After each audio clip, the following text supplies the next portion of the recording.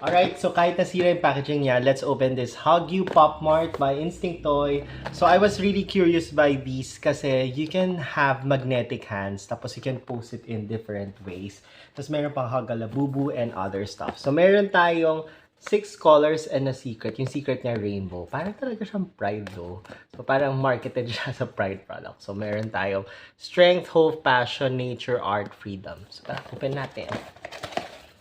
Okay. Nasira na siya. So, nakabukas na siya ngayon. First one.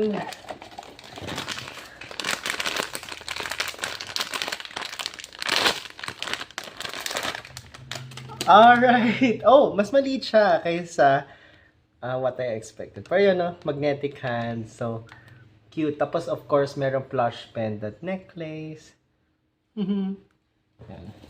Okay, next is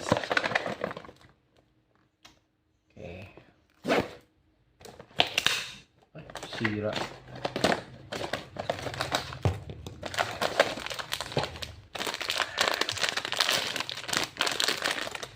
Alright, so ayan, ang dalawa ko nakuha is si Nature and si Art. Yay! So paano nga ba? Ayan o. Holding hands. O diba?